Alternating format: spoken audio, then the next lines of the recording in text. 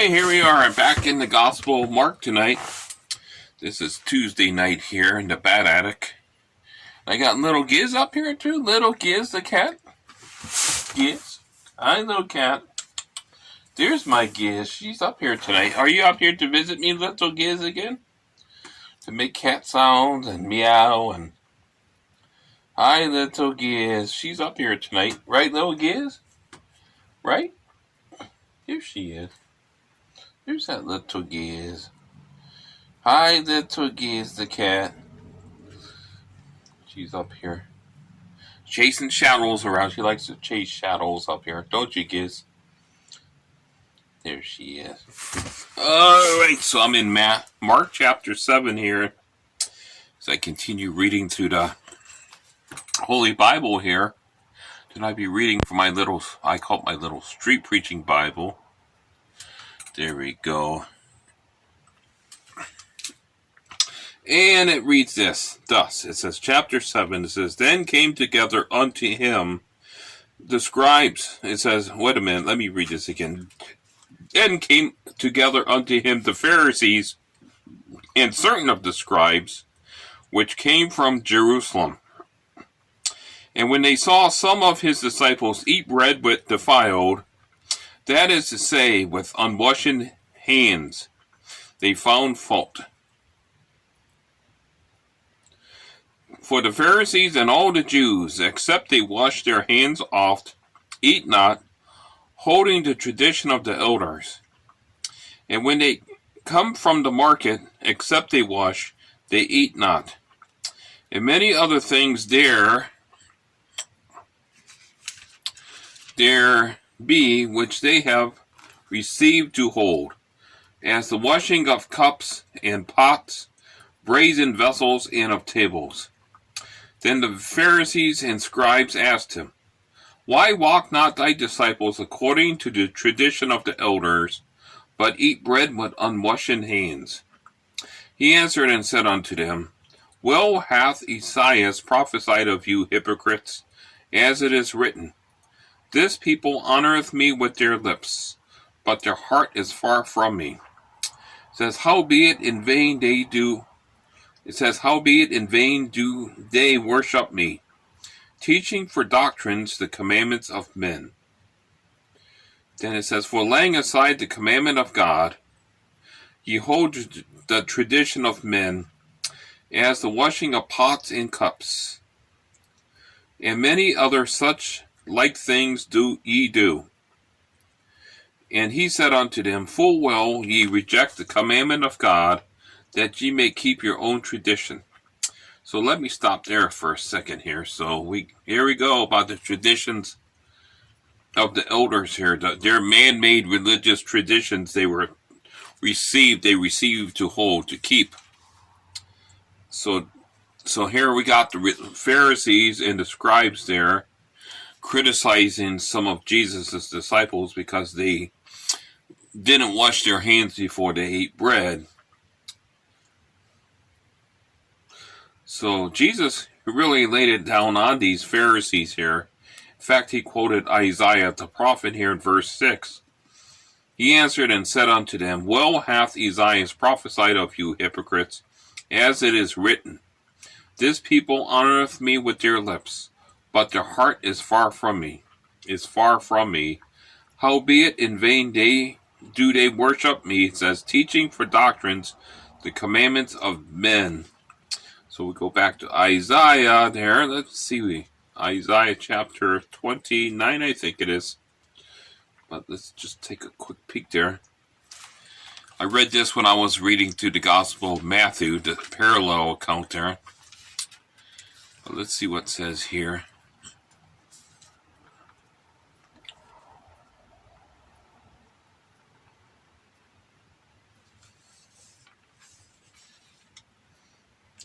Here it is, yeah. Here it is, I found it.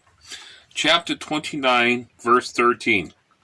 Wherefore the Lord said, Forasmuch as his people draw near me with their mouth, and with their lips do honor me, but have removed their heart far from me, and their fear toward me is taught by the precept of men. So Jesus quoted this to the Pharisees and the scribes here. Isaiah chapter 29, verse 13.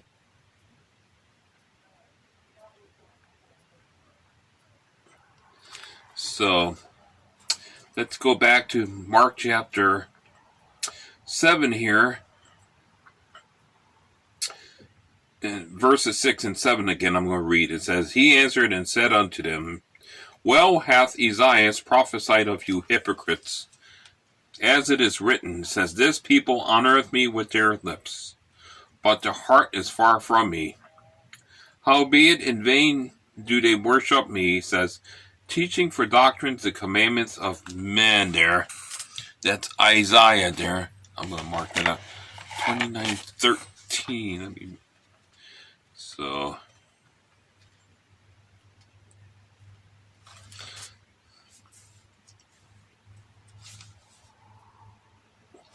Yep, 29 verse 13, Isaiah.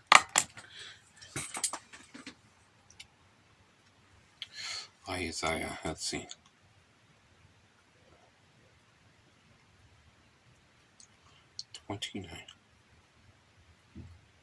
Verse 13. Okay, marked it out here. Let's see. Verse 8 says, For laying aside the commandment of God, ye hold to the tradition of men, as the washing of pots and cups, and many other such like things ye do. And he said unto them, it says, Full well ye reject the commandment of God, that ye may keep your own tradition. For Moses said, it says, Honor thy father and thy mother, and whoso curseth father or mother, let him die the death. So, but ye say, verse 11 says, But ye say, if a man shall say to his father or mother, It is Korban, that is to say, a gift, by whatsoever thou mightest be profited by me, he shall be free. And ye suffer him no more to do aught for his father or his mother, making the word of God of none effect through your tradition, which ye have delivered, and many such like things do ye. So I'm going to back up here to verse 10. It says, For Moses said, Honor thy father and thy mother. That's one of the 10 commandments there. And whoso curseth father or mother, let him die to death. In fact, let's go to the 10 commandments there. Chapter 20 of Exodus. And let's take a look at that there. Chapter 20. So this is an in-depth Bible study, just in case you're first time ever watching this. My videos here, I do in-depth Bible studies here. These aren't just little shallow Bible studies. We really get into the Word of God here. Look into the Scriptures. So let's go to chapter 20 here. I'm there right now. It says,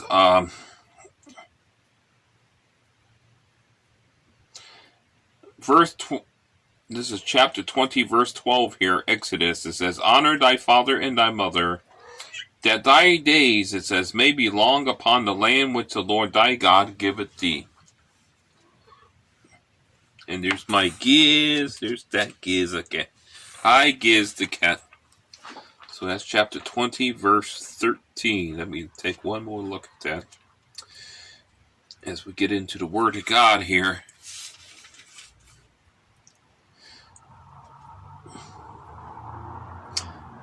It's actually verse 12. Honor thy father and thy mother, that thy days may be long upon the land which the Lord thy God giveth thee. And Jesus also mentioned another commandment too, about cursing your father or your mother. That's in the following chapter here. Chapter 21 of Exodus, verse 17. It says, And he that curseth his father or his mother shall surely be put to death. So that's Exodus chapter 21, verse 17 there. So Jesus affirmed Moses there. It says, let's see.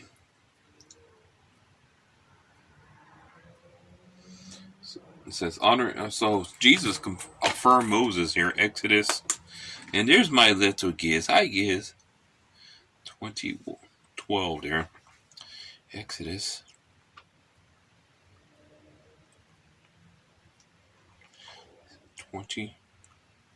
Verse 12. And 21. Verse 17 there. Okay, so I marked out my little preaching Bible. And it says this. For Moses said, honor thy father and thy mother, and whoso curseth father or mother, let him die to death. This is Jesus speaking here to the Pharisees and the scribes. But ye say, verse 11 says, if a man shall say to his father or mother, it is korban, that is to say, a gift, by whatsoever thou mightest be profited by me, he shall be free. And ye suffer him no more to do aught for his father or his mother, making the word of God of none effect through your tradition, it says, which ye have delivered. And many such like things do ye.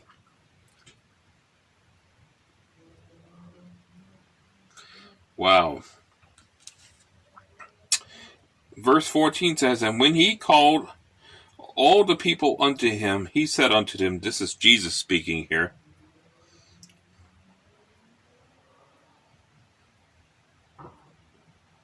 hearken unto me, every one of you, and understand, there is nothing from without a man, meaning outside a man, that entering into him can defile him.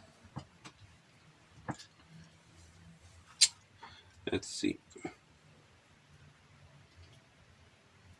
But the things which come out of him, those are they that defile the man.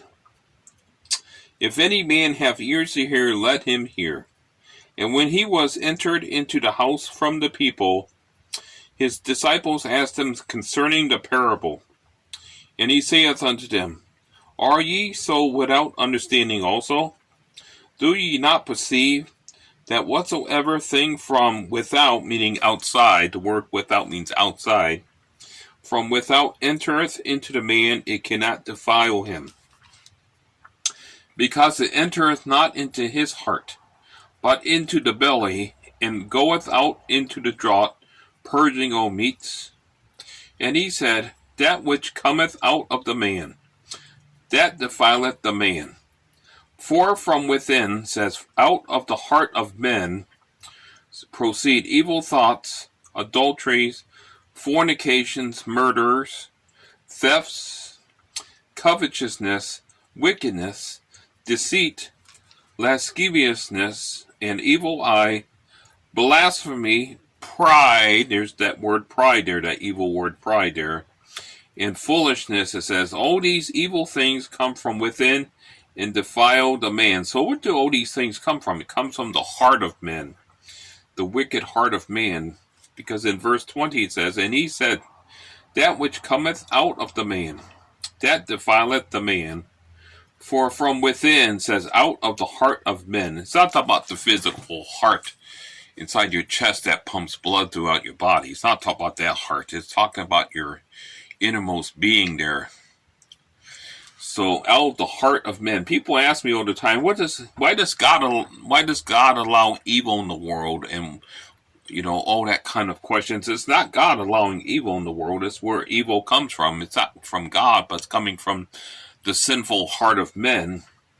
So out of the heart of, it says, out of the heart of men, Jesus said, proceed evil thoughts, adulteries, fornications, murders. We wonder why there's so much wickedness in the world and so much evil in the world. It's because of man's wicked heart.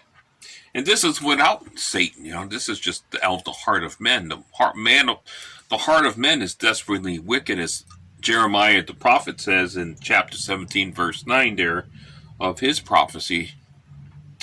It says thefts, covetousness, wickedness, deceit, lasciviousness, an evil eye, blasphemy.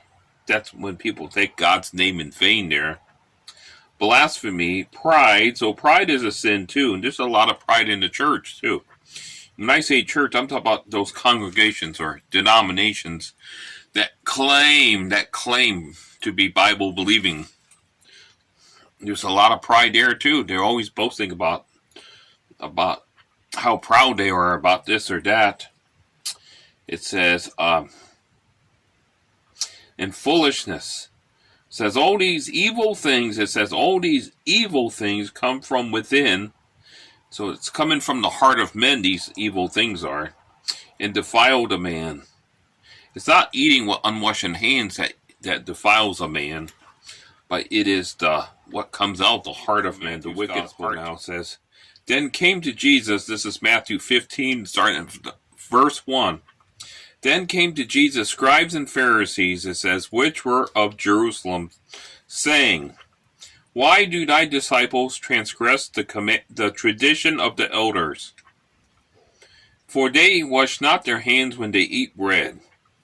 But he answered and said unto them, why do ye also transgress the commandment of God by your tradition? So Jesus just turned the tables around on them. For God commanded, saying, honor thy father and mother, and he that curseth father or mother, let him die to death. But ye say, whosoever shall say to his father or his mother, it is a gift, by whatsoever thou mightest be profited by me, and honor not his father or his mother, he shall be free. Thus have ye made the commandment of God of none effect by your tradition. Ye hypocrites, well did Esaias prophesy of you, saying, this people draweth nigh unto me with their mouth, and honoreth me with their lips, but their heart is far from me. But in vain they do worship me, teaching for doctrines the commandments of men. Now I'm going to continue here. Verse 10, it says, and he called the multitude and said unto them, hear and understand. Not that which goeth into the mouth defileth a man, but that which cometh out of the mouth, this defileth a man. Then I'm going to jump down to verse 15 here. Then answered Peter and said unto him, declare unto us this parable. And Jesus said, are ye also yet without understanding? Do ye not yet understand that whatsoever entereth in at the mouth goeth into the belly, and is cast out into the draught? But those things which proceed out of the mouth come forth from the heart, and they defile the man. For out of the heart proceed evil thoughts, murders, adulteries, fornications, thefts, false witness, blasphemies. These are the things which defile a man. But to eat with unwashed hands defileth not a man. So that was from Matthew's account there. So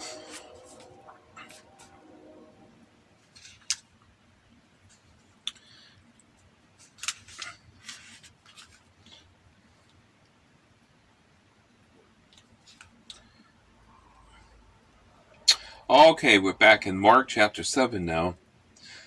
Picking up at verse 24. And from thence he arose, talk about Jesus, and went into the borders of Tyre and Sidon, and entered into an house, and would have no man know it, but he could not be hid.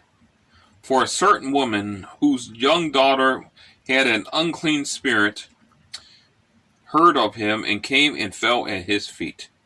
Says the woman was a Greek, a Syro-Phoenician by nation, and she besought him that he would cast forth the devil out of her daughter. But Jesus said unto her, let the children first be filled, for it is not meet to take the children's bread, and to cast it unto the dogs. And she answered and said unto him, yes, Lord, yet the dogs under the table eat of the children's crumbs.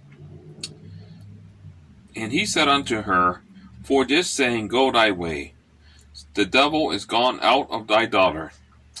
And when she was come to her house, she found the devil gone out, and her daughter laid upon the bed. So there's another situation here where a person had an unclean spirit, possessed with an unclean spirit. I noticed that reading the Gospels, though, especially the three Gospels, Matthew, Mark, and Luke, that mentions a lot about people being possessed with evil spirits, with unclean spirits. And I always ask, how do these people get these evil spirits in them? I know from it's a fact. You got to open that door, though. There's that door. Someone got to open the door to get possessed, to be afflicted by evil spirits, by demonic spirits.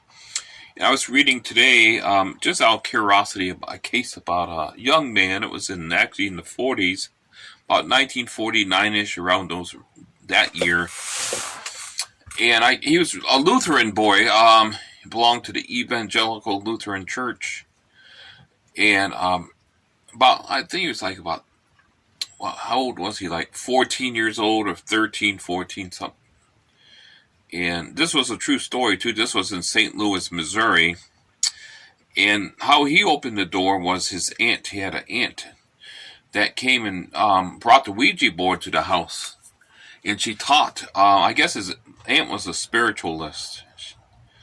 And she brought the Ouija board to the house, and she taught him how to use it. So he started tinkering with this thing, him and his aunt. And to make a long story short, his aunt died a very sudden, tragic death. I mean, she was just dead one day, just dead. It was very tragic, very quick. Like I said, his aunt was a spiritualist. She was into contacting spirits, through occult means, through the Ouija board. She was a spiritualist, very much deep into the occult. So, anyhow, this boy, he opened that door up to the demonic realm there, and he ended up being possessed. I mean, and I'm making the story short here, just kind of getting to the main points here. The boy ended up possessed, so the parents, they didn't know what to do, so they contacted their Lutheran pastor. Well, there's nothing he could really do for the boy, so he referred him to a Catholic priest, to the Catholic Church of all things. So the Catholic priests, they eventually end up looking into his situation there, and I guess they refer him to some exorcist. In the Catholic Church, they do have the office of an exorcist, following the old Roman Catholic exorcism rites. Of course, we know that the Roman Catholic Church is totally false religion there, but they do delve into stuff like that. So they were trying to drive the demon out of this boy here, and he ended up in a Catholic hospital, in a psychiatric unit, I guess they had there, where they moved him there to try to drive this demonic spirit out of this young boy. So I guess eventually they were successful, according to the report I read. I mean, to me, it's just it's a satanic deception there. So the boy ended up converting to Roman Catholicism, and apparently no further problems he had. I mean, at least, with possession there. So, but it just shows that you have to open the doorway to the demonic realm, some way, somehow, rather through occult means, like messing with the occult, like he was messing with the Ouija board with his aunt that suddenly died, his spiritualist aunt. And you have to open the door up somehow to these entities here, these demonic beings here, they're spirits, wicked spirits. And I always ask myself, like when I read the Gospels, how in the world do these people get into this situation that they actually get possessed? So anyway, Jesus dealt with a lot of possessed people during his earthly ministry. In the case of this woman, Also, this Syrophoenician woman, she was a Gentile woman. It says the woman was a Greek. It says a Syrophoenician by nation, so she was from Phoenician, Syrophoenician. There would be in present-day Lebanon in our day, and she besought him that he would cast forth the devil out of her daughter. So it makes me think, wow, how in the world did her daughter get a devil in her, a demonic spirit? And that story I told is not to endorse the Roman Catholic Church or their so-called exorcism rites, because oftentimes the Catholic Church is not successful. There's another story too. It's quite famous, actually. It was in West Germany. This was before Germany was reunited as one nation. Back in the 70s, I think it was like 74, 75, 76. Mid-70s, I guess we could say. So I can't. Michelle something. I can't really pronounce her name. It's German. Devout Catholic girl, and she ended up getting possessed. And the Catholic Church, well, they tried to expel the demon out of her. Of course, using their idolatry, their holy water. The same thing they used on that boy in St. Louis I described.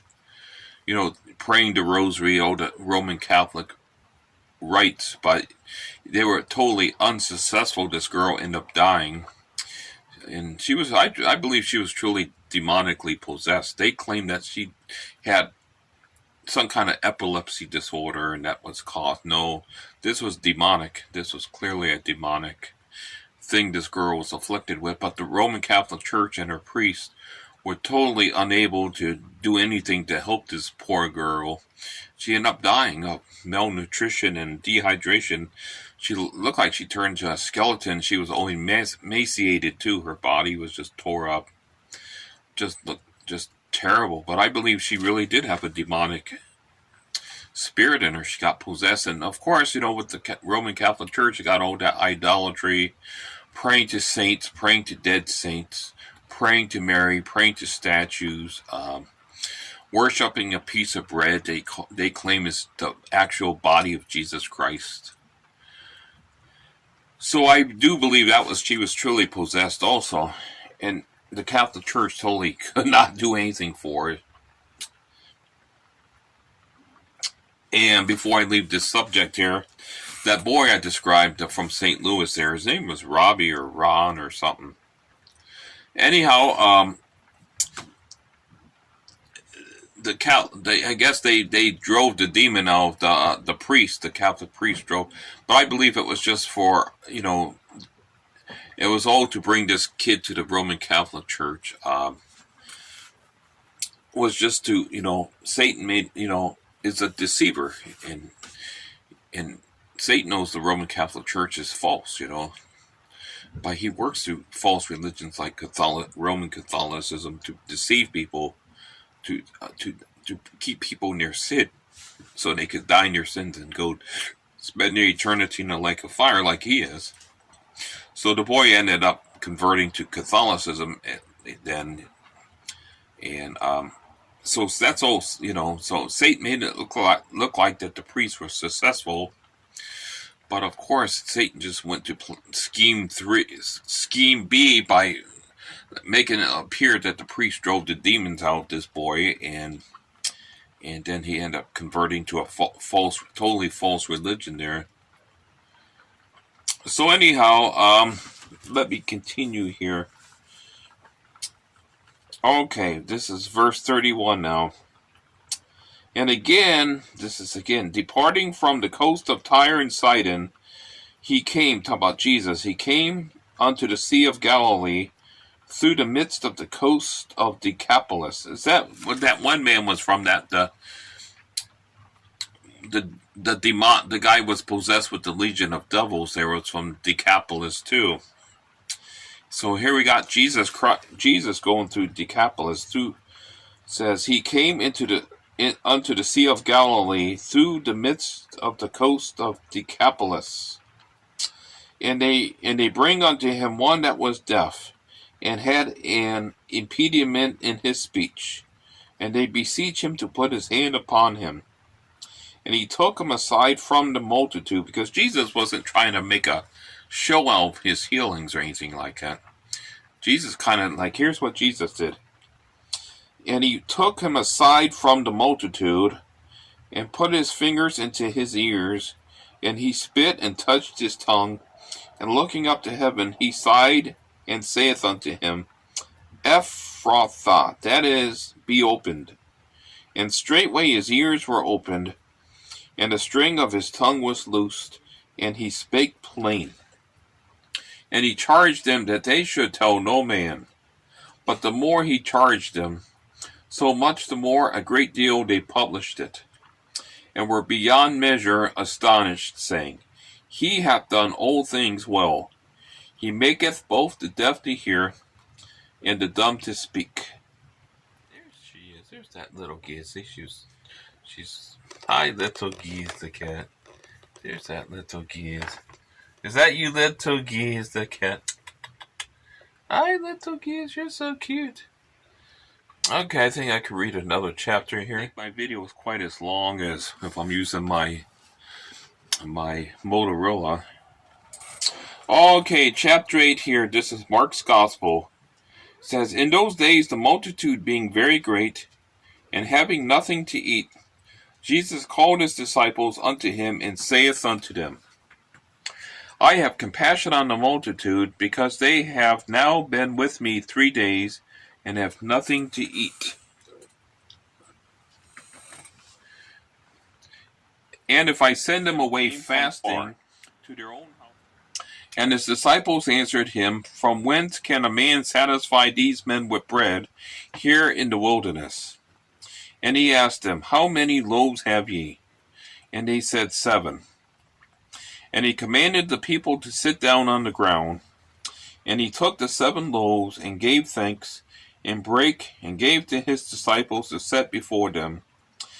And they did set them before the people. And they had a few small fishes. And he blessed, and commanded to set also before them. So they did eat, and were filled.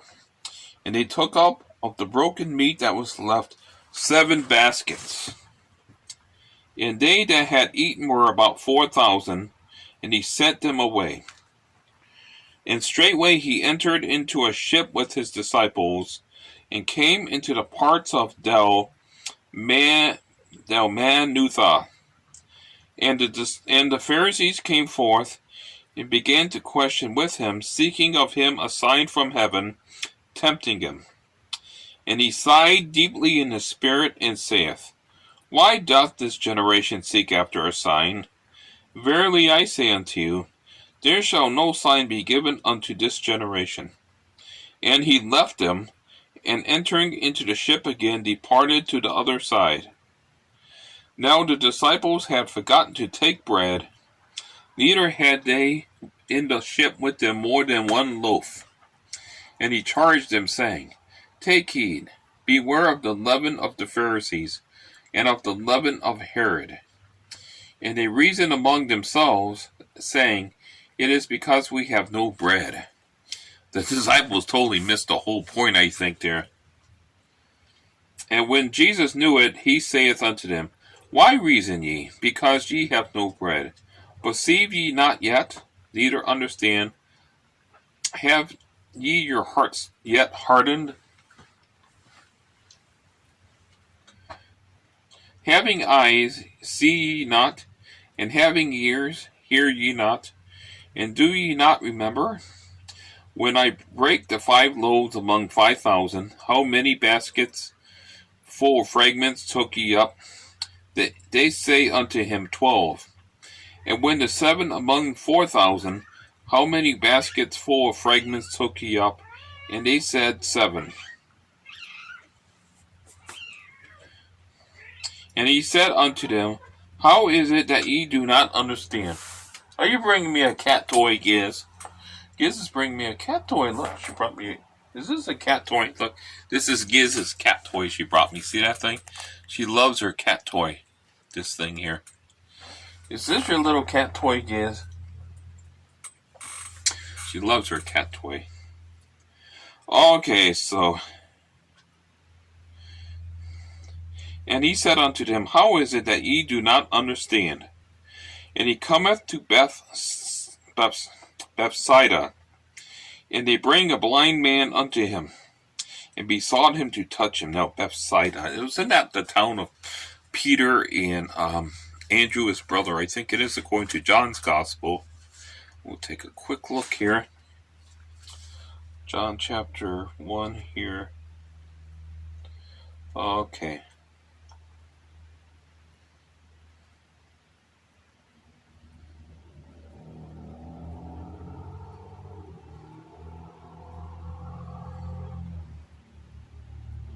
Okay, it is. I was correct here, because in this is John chapter 1 here, John's Gospel. This is when Jesus was calling his disciples here. Okay. Verse 40 says, One of the two which heard John speak and followed him was Andrew, Simon Peter's brother. He first findeth his own brother Simon, and saith unto him, We have found the Messiah, that is, being interpreted, the Christ. And he brought him to Jesus. And when Jesus beheld him, he said, Thou art Simon the son of Jonah. Thou shalt be called Cephas, which is by interpretation a stone. The day following, Jesus would go forth into Galilee, and findeth Philip, and saith unto him, Follow me.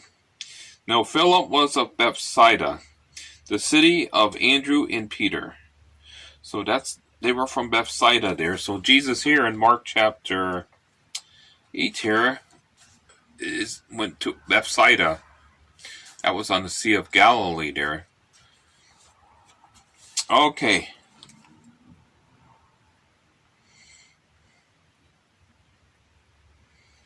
Okay, this is verse 22 here. Mark chapter 8 here says, And he cometh to Bethsaida, and they bring a blind man unto him, and besought him to touch him. And he took the blind man by the hand, and led him out of the town. And when he had spit on his eyes, and put his hands upon him, he asked him if he saw aught. And he looked up and said, I see men as trees, walking. After that he put his hands again upon his eyes, and made him look up, and he was restored, and saw every man clearly. And he sent him away to his house, saying, Neither go into the town, nor tell it to any in the town. So this was in Bethsaida there, the city of Andrew and Peter and Philip, his disciples there.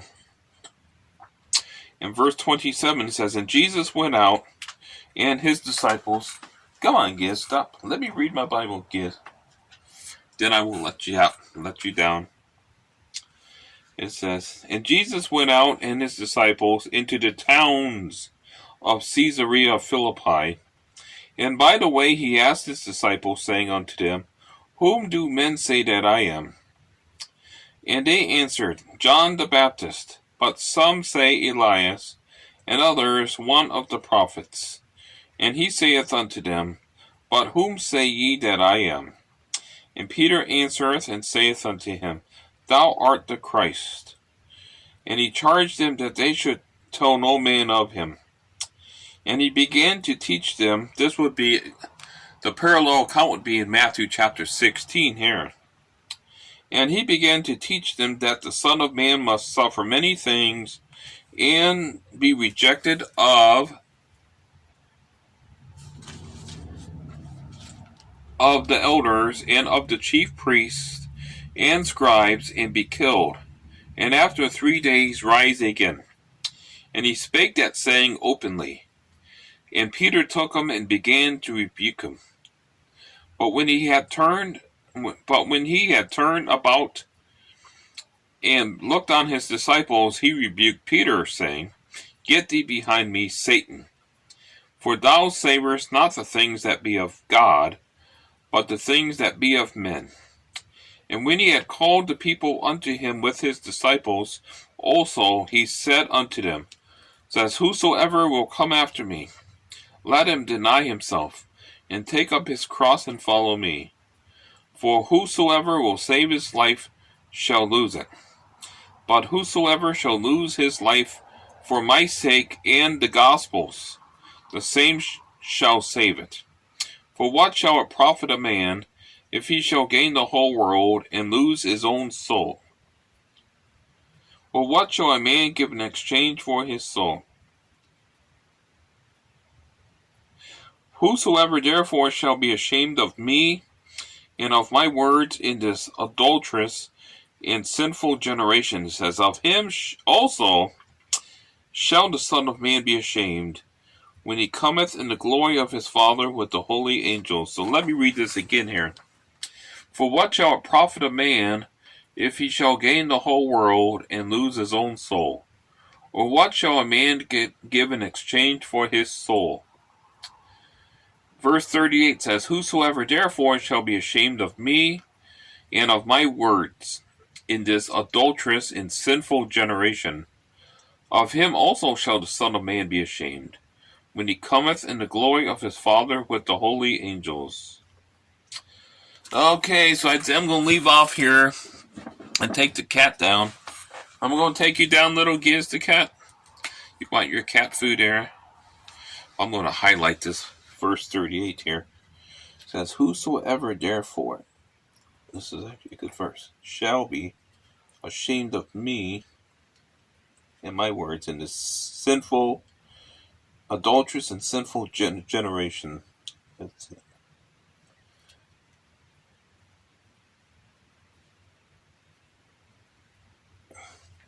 So I'm glad I got this little highlighter pen here. You know, it's good to have this. You know, it's a pretty good to have.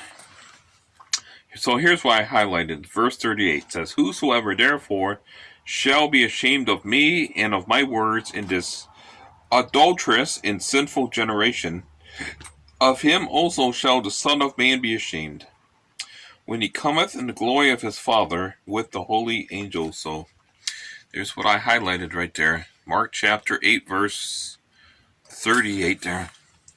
There it is right there. Giz. Come on, Giz. Let me see. Everyone want to see Giz the cat. Come here, Giz. Come here, little Giz. You want to come? Look, Giz.